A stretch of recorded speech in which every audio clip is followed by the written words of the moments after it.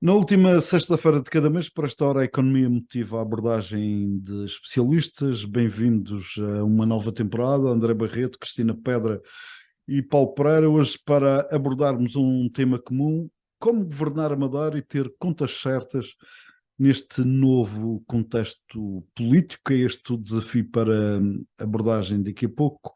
E por falar em contexto, três notas prévias. Cristiano Ronaldo foi hoje confirmado como um dos novos donos do Correio da Manhã, quem diria. O Banco Central Europeu não subiu ontem as taxas de juros na zona euro depois de 10 subidas consecutivas e numa altura em que a inflação dá sinais de abrandar, mas com um conflito Israel-Hamas tudo pode alterar-se. E por fim, a venda de cimento, que em 9 meses já supera o valor de 2019, material que custou mais de 15 milhões de euros à construção civil desde o início do ano. Antes da abordagem do tema comum, vamos aos números eleitos por cada um. O André Barreto traz para este regresso o 62. É verdade, antes de mais, boa tarde e fazer aqui uma pequena correção, porque este programa tem especialistas e não especialistas, que estou eu para É a minha estragar para mim. especialidade. Bom, o meu número tem um enquadramento, curiosamente, nesta rua. Aqui há uns anos, na Fernando Ornelas, assistimos ao fenómeno das latarias. Abriu uma ali ao princípio da rua, cheio de gente, bichas e bichas. Alguém achou, isto é um bom negócio, vou abrir uma neste sítio, porque está visto que o location é importante e, portanto, cá vai disto. Abriram uma mais para baixo, cheio de gente, já menos gente na primeira, mas visivelmente um bom negócio. E passados uns meses, há um tipo que deve ter dito: se é bom para eles, vai ser bom para mim. E abre uma terceira gelataria exatamente na mesma rua, em frente. Hoje acho que só existe uma. Curiosamente, porque, enfim, os negócios têm uma capacidade limitada de dar rendimento a quem os monta. O meu número 62 tem a ver com o número de agências de rentacar que abriram este ano na Madeira. Um total de 154, 62 delas, portanto 40% sensivelmente, abriram este ano. Alguém percebeu o ano passado, 2022, que não havia carros. Alguém não, alguém. E então toca de abrir. E chegamos a este número que para mim um, é um absurdo. Vá. Isto vai criar problemas a montante, estacionamentos, congestionamento, trânsito, mobilidade, problemas em zonas já de si pressionadas com os autocarros, agora vão ter também os carros, e vai ter problemas, evidentemente, que a jusante ao nível, sobretudo, da satisfação e, e dos próprios detentores destes negócios, cujo enquadramento que fizeram necessariamente não levou em conta 40% de crescimento. Num destino que se diz sustentável, ou que quer ser sustentável, ainda ontem assisti a uma conferência onde vieram explicar o projeto de sustentabilidade para a Madeira, cujo produto é a natureza. Assistir a este fenómeno de aumento do número de rentacares em 40%, penso que não é só a mim que fará alguma confusão. E, portanto, a juntar a isto, eu o que faria era continuar a investir em carros clássicos, nada poluentes e muito amigos do ambiente. Isto no fim de semana de Legend tem Eu tudo a ver. acho que é por aí e a continuar a dar dinheiro aos ralis. Mas não é só ao Vinho Madeira, que isso é curto. Não, Vinho Madeira é para o Mundial de Ralis, seja o que for. E depois fazer outros para o Europeu e para o Campeonato Nacional. Eu acho que a lógica, para haver coerência, é por aqui. Vamos descendo em termos de expressão. A Cristina Pedra recomenda o 35. É verdade.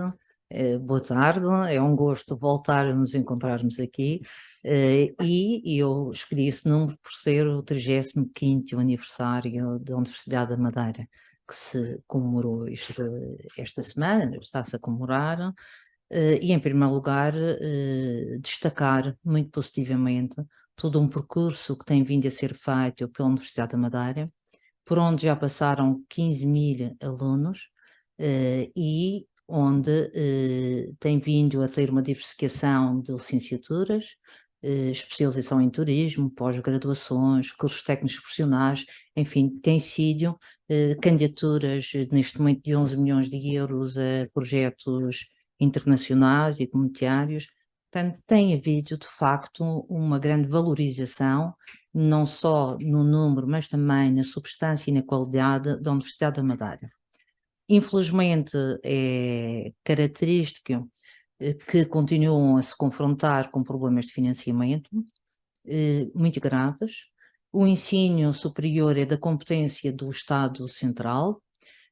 Não há também previsibilidade quanto aos próprios financiamentos, não é só uma questão de não ter o suficiente, é de nem sequer saber com o que é que contam permanentemente.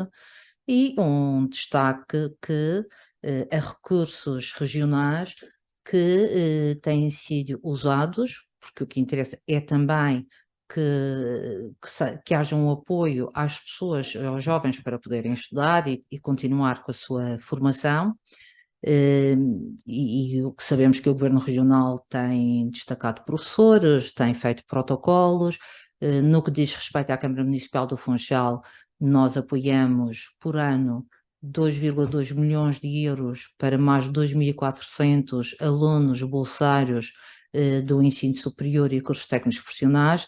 Há aqui um grande esforço exatamente para poder dar e contribuir com ferramentas, sendo que é objetivo da Universidade da Madeira e da Câmara Municipal do Funchal até enquadrar e integrar o Funchal como uma cidade universitária. Portanto, os parabéns e felicidades para o futuro, sendo certo que muito tem sido feito de bom, e neste enquadramento em que procurar um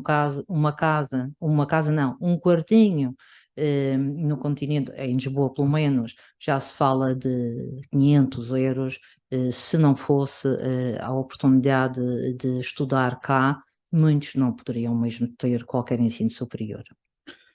O Paulo Pereira partilha o 28. Olá, boa tarde a todos, muito obrigado também pelo convite e também, como que o meu número, hei de explicá-lo rapidamente e vou permitir-me também, não sendo especialista, dar a minha opinião sobre o assunto, que antes, muito rápido, de uma forma tentativamente rápida, falar da minha opinião antagónica na crítica e desviá-la para quem sempre escapa a esta situação, que é a causa da situação. E não tenho a visão do André na questão das jantacares. Eu acho que as jantacares, felizmente, tiveram a liberdade e a capacidade de estar numa área de resposta imediata à procura. Sem essa capacidade, os hotéis do Norte iam estar sempre dependentes, e os alojamentos locais, do autocarro, do transporte, não havia. Portanto, se nós estamos a ter alguma... obviamente que os instalados e confortáveis reparem sempre a parte que lhes está bem, mas todos os outros vão beneficiar com isso. As rentacars têm uma grande vantagem face ao cimento, quando se arrefecer, ou quando o mercado for permitido arranjar alternativas, os carros vão embora, com os buybacks das rentacars, ao contrário do cimento que fica. O que aconteceu às rentacars foi uma reação racional e imediata ao grande atrapalhador, que é sempre o mesmo, que é o Estado. Limita a 950 táxis, são outros instalados que estão muito confortáveis, e cometeu a divina loucura de limitar a 40 TVDs. Uma pessoa, um turista que está na Madeira e que faz um planeamento para a semana, se ele tivesse mais TVDs, o carro que está parado no Ribeiro Frio durante 4 horas estaria a servir o mesmo carro, outros carros, ia tirar carros do mercado. E é sempre a mesma história nisto. Isto é como nos impostos. O patrão acha que paga muito, o trabalhador acha que ganha pouco, os dois têm razão. Quem causa a situação passa sempre incólume. A loucura dos cerca de 15 mil carros de rentacar que eu estimo, conjunto com outros conhecedores do mercado, que houve neste verão, que é precisamente o triplo do que se estimava em agosto de 2019, é uma resposta ao aumento do turismo na Madeira. E há grande insanidade que é de regular por regular e satisfazer poderes instalados. E quando se entra em distorções de mercado, para corrigir distorções de mercado, para corrigir novas distorções de mercado, só se cria confusão. Não percebeste a minha questão. Eu não tenho absolutamente nada, nenhuma crítica a fazer em relação a nenhuma pessoa que tenha aberto uma renta-car. Atenção. Ainda bem. Se acham que o mercado aguenta um aumento de 40%, maravilha. Os carros têm uma grande vantagem. Maravilha. Os quartos, tu tens de ficar com outros 50 anos, os carros podem ir embora. Mas eu aí, nada a Tem dizer. muita flexibilidade. Estranho que o mercado que aumenta menos de 10% precise de repente de mais 40% de carro. Porque o tutorista mudou, ele é mais jovem, ele não está para estar o autocarro. Não mudou assim tanto, mudou numa determinada altura, agora já está lá um bocadinho para trás, mas isto também, para nós fazermos este tipo de afirmações, temos que ter uma coisa que não temos. Pois é, andamos todos aqui a ler as cartas da Maia e a datar as folhas do Mestre Bambo. E é assim que a gente planeia. Nessa questão, mas sim, mas o planeamento privado corre o risco de corrigi-lo. Volto a dizer, para ter outra grande preocupação, que é sempre o IBEM e a paisagem, os carros, quando se revelarem em excesso e os preços começarem a baixar, e as ocupações a baixar e começarem a perder dinheiro, os carros vão desaparecer da tua vista. Vamos cá. Dou a nota que, para a dificuldade que é, numa gestão municipal que existe, questões de mobilidade, de infraestruturas, não há dúvida que tem este revés. Também tem. Atrapalhar-se menos. Bem, Então vamos ao 28. O 28 é uma boa notícia. Portugal registra a pior posição de sempre no ranking que avalia o Estado de Direito. Portugal caiu para o 28º lugar do ranking internacional sobre o Estado de Direito. Uma posição que era abaixo de 22 e é a pior de sempre, pelo World Justice Project. Quais são os principais pontos em que Portugal que deterioram a situação? Que o país melhor é a Noruega, para a vossa informação, o pior é capaz. A Venezuela está nos últimos e nós estamos ali dos piores da Europa. É falhas na justiça civil, falha na justiça na criminal, a força dos organismos reguladores, a ordem e a segurança. Isto é a transparência do governo e das políticas públicas, claro. Portanto, o monstro não para de aumentar, há orçamentos sobre o peso do PIB cada vez maiores, como este não vem aí, em nome de quê? Isto não se avalia saúde nem educação, que é o que são as obras. Ou seja, nós alimentamos o monstro, que é o Estado, que não para de crescer, para ele nos dar mais, e quando ele está cada vez menos, naturalmente, ideologicamente, menos eficiente, que é da natureza dele, a comer mais recursos. O monstro, e vai ser a segunda parte do nosso programa, o monstro não pode comer, o monstro tem que passar fome e estamos sempre a alimentá-lo. Nem mais. Vamos então entrar no tema que nos junta neste regresso após as férias que foram longas, mas que foram também ditadas em termos de ausência de programa pelo contexto político, ou seja, houve pré-campanha, campanha, eleições, tomadas de posse, tudo momentos, acordos, e ainda falta o debate do programa de governo, e isto tudo com uma entidade reguladora que nos impede muitas vezes neste período de fazer o que mais gostamos, ou seja, dita quase como que um intervalo no jornalismo, e somos obrigados a pôr em suspenso alguns programas, como é o caso deste. Mas voltamos então, depois das eleições, para analisar esta questão, que é como é que será possível governar a Madeira e ter contas certas num novo contexto, onde terá, pelos vistos, que haver algumas cedências, uma negociação de benesses, enfim, tudo coisas que para dar cabo do orçamento, presumo. Qual é a vossa opinião? Começo pelo André Barreto sobre esta matéria. Tenho uma opinião divergente da tua. Eu fiquei com azia, então agora levas tu. Mas eu não dei opinião, eu sou um moderador. Mas tem um comentário. A primeira questão, a questão é relacionada com o compromisso. Eu sei que isto é um bocadinho de conversa da geringonça e do não sei o quê, mas a verdade é que erradamente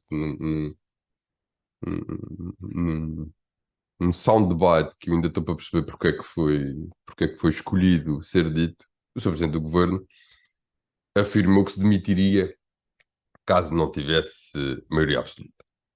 Não se demitiu, teve que arranjar aqui uma solução.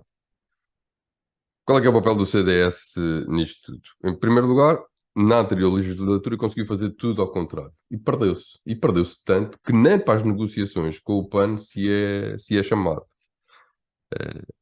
Mas mesmo em termos de programa de E governo, deveria ter sido chamado. é uma coligação, eu imagino que sim. Mas isto sou eu a imaginar e eles imaginam uma coisa qualquer claramente diferente da mim. Mas a prova do que eu estou a dizer é que, em termos de programa de governo, com exceção de um pequeno capítulo relacionado com a imigração, onde eu vejo poder ter existido ali um dedo do CDS, em relação a todo o resto do programa eleitoral, não há nada. Há zero de CDS. Zero, zero, zero. Também pode acontecer que eu tenha deixado de perceber o que é a democracia cristã ou o conservadorismo. Também pode ser o caso, se calhar é essa a explicação, mas a verdade é que vejo zero de CDS ali. Terceiro aspecto, o PAN. Pelo que vejo, pelo que assisti aqui nestes dias, eu provavelmente proporia que passassem de pessoas, animais, natureza para partido absolutamente neutralizado. Neutralizado. Como indica, aliás, esta posição que eu manifestamente não consigo compreender relativamente ao teleférico do Corral, que é uma aberração e uma teimosia que nos vai custar caríssimo no longo prazo, mais uma vez, mas e que podia ser, mesmo para os não votantes PAN, meia culpa, eu não votei PAN, poderia ser algo que pudesse logo de início dizer, olha, não é mais um CDS. Porque pronto, já disse em relação ao CDS aquilo que tinha a dizer. É porque esta história do Corral, eu já sei que daqui a uns tempos há de ser um mega sucesso e há de ser uma coisa que é altamente frequentada. Sucesso, eu não tenho dúvidas que, pelos vistos, a renda é equivalente ao de um T0 na zona da ajuda. Portanto, para o concessionário, há de ser espetacular. E há de ter, com certeza, movimento, porque, enfim, estas coisas, tudo o resto não interessa. Estas três notas, em relação aos três partidos, levam-me a concluir que, cá está a parte que eu não concordo contigo, governar a Madeira neste contexto político é tão fácil quanto governar a Madeira num contexto monopartidário. O mais difícil de gerir há de ser o próprio do partido, por causa da história de terem ficado com menos lugares e taxas e menos dinheiro. E eu não estou a falar da Presidente da Assembleia Legislativa Regional, estou a falar de outras coisas. Isto para mim, confesso que é uma enorme tristeza. Mesmo. Porque eu, na anterior legislatura, esperei para aí uns 15 minutos. Só esperei 15 minutos, mas esperei. Por tentar perceber, houve aqui uma mudança, vai haver aqui uma mudança. Nesta, nem 15 segundos eu esperei para perceber que isto é mais do mesmo. Nada mudou, nada vai mudar, e acho manifestamente um absurdo a leitura que os partidos, todos eles, fizeram dos resultados eleitorais. Por isso é que acho piada esta conversa das contas certas, que acho que é uma ironia tua, Ricardo. Um toque de humor inglês espetacular. Como se alguma vez tivesse sido o mote, o foco, a preocupação de um qualquer governo nesta... Mas poderia ser agora, com esta ameaça de que, pelos vistos, se isto continua assim, o PSD nas próximas eleições, mesmo ganhando, terá que juntar 5 ou 6 para ter... Exato. Alguém? Vai-se ter que se chegar a alguém. E vai dar e vai dar o mesmo. As opções continuam a ser ditadas por razões muitas vezes que tenho dificuldade em compreender qual é o interesse público delas. As políticas implementadas têm objetivos, também tenho dificuldade em acreditar neles. As decisões são tomadas sobretudo com o foco de prolongar esta dependência e a confusão generalizada que eu sinto existir na nossa sociedade entre o que é, de quem é, o que é, e quando e como. Mas eu também acho que isto tudo se resolve quando eles se encontram todos no chão da lagoa uma vez por ano e, portanto, está tudo bem. Cristina Pedra, que leitura faz deste novo contexto com uma aliança tripartida, embora com nuances diferentes? Há aqui um acordo de incidência parlamentar que foi celebrado entre o PSD e o PAN, sem o CDS na equação, mas o CDS, que faz parte integrante da coligação, que foi a eleições e que não conseguiu ter por si só a maioria absoluta. Em primeiro lugar, não sei se não fui acompanhado diretamente ou indiretamente, se foi sempre sob a chancela, não sei, não conheço os meandros, por isso também não excluo que exista alguma concertação para irem a este acordo parlamentar. Uma nota que nunca me fez preocupação, que exista diálogo e uma convergência de posições, em que muitas vezes temos que ceder face a outras, mas isso é o equilíbrio entre as sociedades com os acionistas, entre o próprio Estado, entre os parlamentos, entre os deputados, entre governos. Não é por aí que as coisas vão estar melhor ou piores.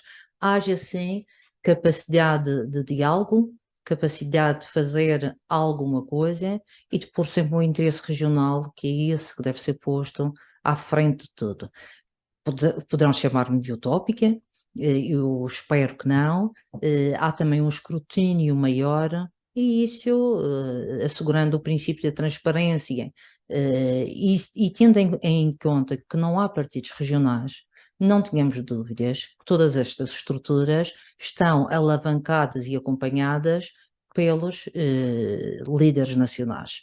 Portanto, não é só ver uma pessoa cá, é ver o contexto e não há dúvida, por exemplo, que o PAN tem feito a defesa até bem ativa de causas que considera fundamentais e que muitas delas são, eu diria, comuns a qualquer ser humano. Por exemplo, não violentar animais. Há determinadas causas que são transversais, não são difíceis de acompanhá-las. E, portanto, espero que por aí haja um entendimento e a capacidade de gestão e de diálogo para se pôr o interesse regional à frente. E quando vamos ao tema, não sei se depois vamos passar ao tema, ou se já podemos entrar no tema. Sim. O que é um interesse regional?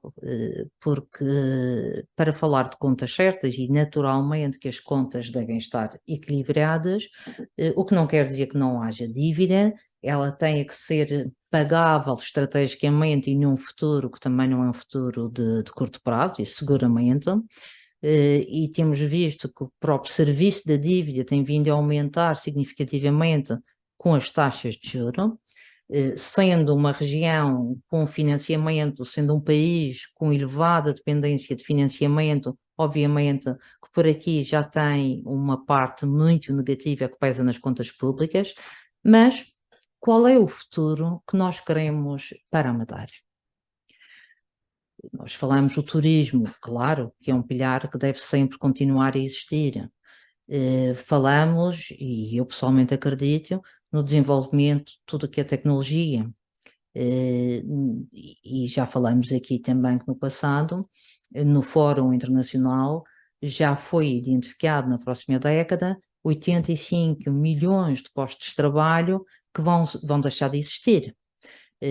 Isto por tarefas que hoje são administrativas, que são previsíveis, são rotineiras, falei-vos uma vez de um exemplo das próprias caixas multibanco, que só isso teve um impacto de reduzir mais de 15% das pessoas que estavam nas caixas dos bancos. Portanto, tudo o que é parametrizável vai efetivamente ser substituído, mais que não seja, por melhores procedimentos digitais, integração e até por inteligência artificial. Mas estão previstos serem criados mais de 97 milhões de postos de trabalho, em que, exatamente, em tudo o que tem a ver com tecnologias, cibersegurança, inteligência artificial, métricas de detecção da face, realidades virtuais aumentadas, portanto, um segmento de exploração e que o Funchal tem feito uma grande aposta, nomeadamente no parte dos videojogos e indústrias criativas, em que neste momento já estão 31 cientistas a tempo inteiro a trabalhar no próprio CCIF, Centro Cultural e de Investigação do Funchal, que é o antigo Matadouro, e onde permanentemente já estão a desenvolver, inclusive, trabalhos. Ora, é aqui que a Madeira claramente tem que se posicionar. Porque serviços tecnológicos, desde que haja boas comunicações, cabo submarino e comunicações acessíveis, não interessa o local físico, porque hoje remotamente pode-se trabalhar a partir da Madeira, e isso tem acontecido com muitas pessoas que na altura da pandemia vieram inclusive de empresas, por exemplo, sediadas em Londres, mas cujos espaços de arrendamento são verdadeiramente preços insustentáveis, esses sim, e que hoje continuam a trabalhar remotamente para as mesmas empresas. A valorização do Centro Internacional de Negócios da Madeira, sem dúvida que é outro pilar. Repare-se quando há estatísticas que indicam que em 2023 o PIB da região bate os recordes de máximos históricos, atingindo 6 mil milhões de euros. Quando as próprias tecnologias, a faturação do setor tecnológico na região já ultrapassou a faturação do turismo, portanto, há aqui um ponto de diversificação, e o Cine que tem sido, Paulo, força. Não sei nem que. Eu vou as fontes, as bases. Eu ia perguntar isso no fim. Pois. E tem mais vezes que se tenha, tipo, algum empreiteiro tenha mudado o CAI e esteja a ser apanhado, o CAI de obras privadas esteja a ser apanhado por tecnologia. Estas situações a serem assim vão ter que estar publicadas no boletim estatístico, que aguardo para ver. Agora, tem havido declarações públicas que têm dado esta indicação. Várias. Mas, se não estamos nesse nível, temos que trabalhar para estar nesse nível. Se estamos nesse nível, temos que aumentar o nível. E não há dúvida que é um parâmetro que temos todas as condições de fazer o nosso futuro. O nosso futuro em que, e aqui permitam-me, o Cine, obviamente, estava eu a falar, mas aqui nós temos muita dependência, é do Ministro dos Negócios Estrangeiros, é do Estado Central, para além da União Europeia, e o pior que pode acontecer é a instabilidade, a falta de confiança, a falta de previsibilidade. Nenhum empresário tolera isto e o maior... Aliás, como se vê no orçamento para 2024, que nessa matéria é outra vez vago. É um bom exemplo. É vago e, por outro lado, é concreto enfim, eu vou deixar a minha frase para a frente, em taxar e tirar, ir inclusive ao arrepio de contratos que foram celebrados outrora pelo Partido Socialista, nomeadamente o compromisso suprapartidário que foi feito exatamente para reduzir o IRC para mínimos históricos e a própria tributação autónoma. Isso foi feito de tábua rasa e vemos sempre uma carga fiscal agoniante e sempre com capacidade criativa. Mas eu penso que nós temos aqui problemas estruturais e eu destacaria a educação, a formação. Nós não vamos a lado nenhum sem alterarmos substancialmente o nível de conhecimento.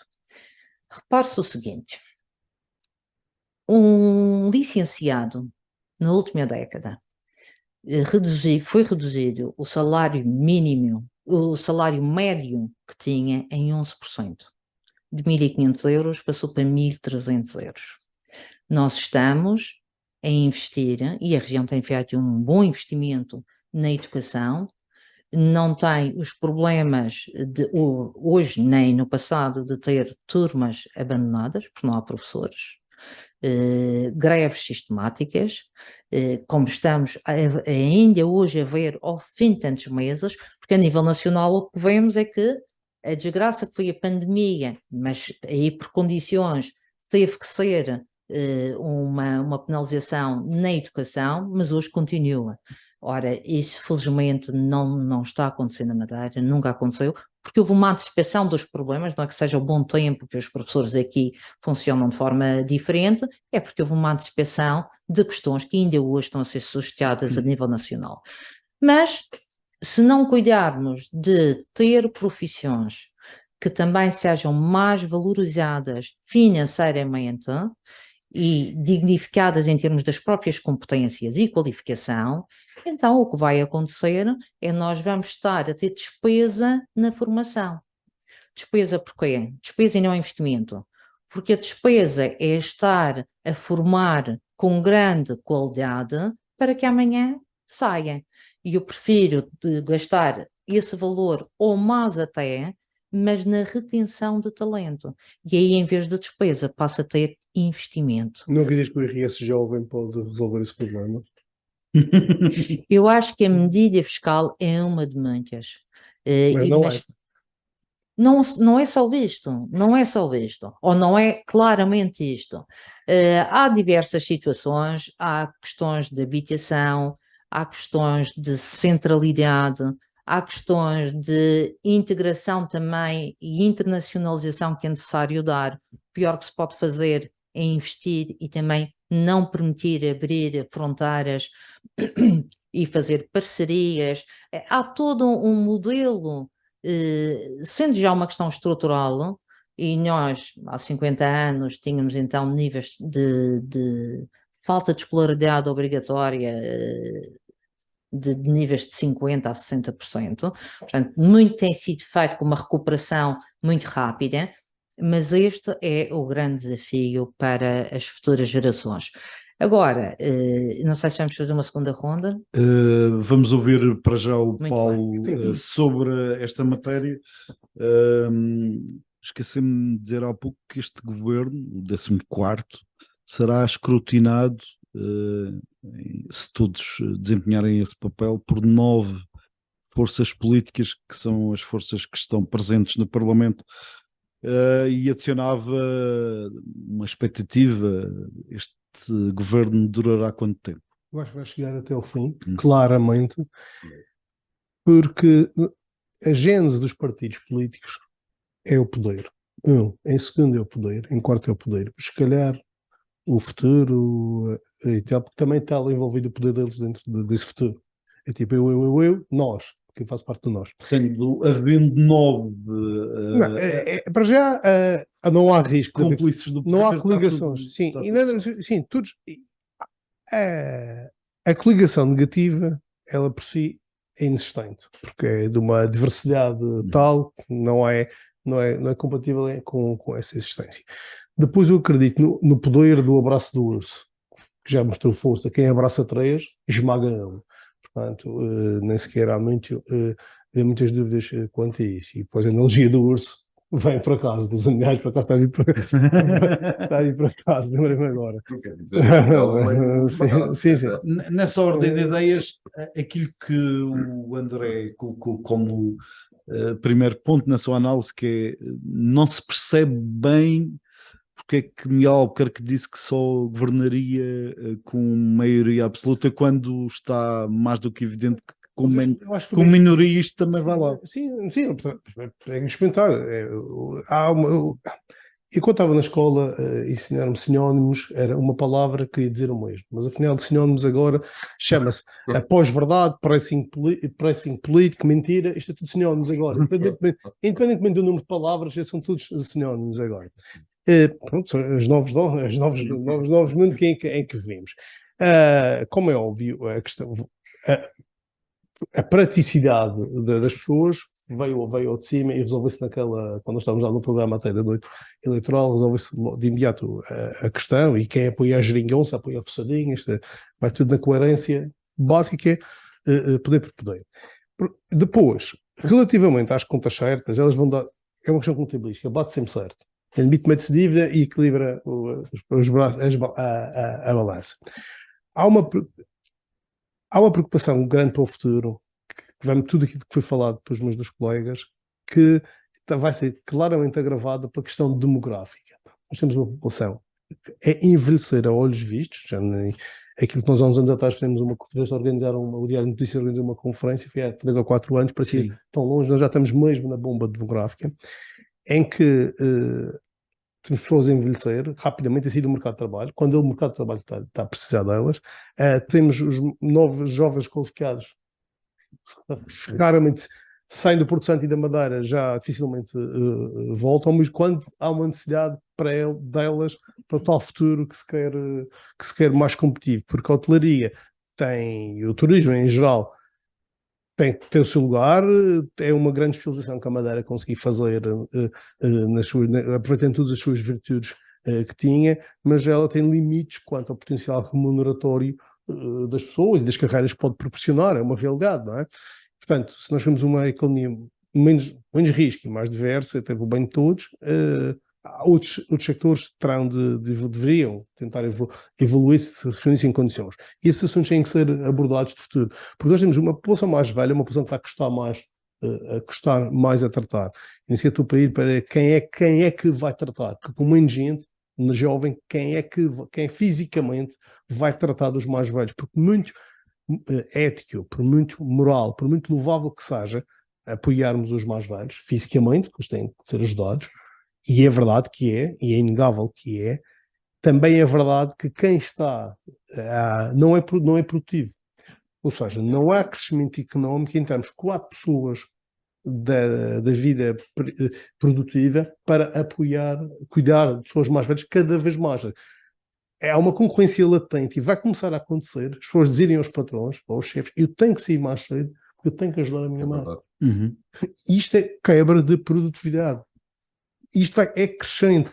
E é mais, simultaneamente, menos gente, ou mais pressão para se produzir menos desta maneira, ao mesmo tempo temos o Estado mais gastador.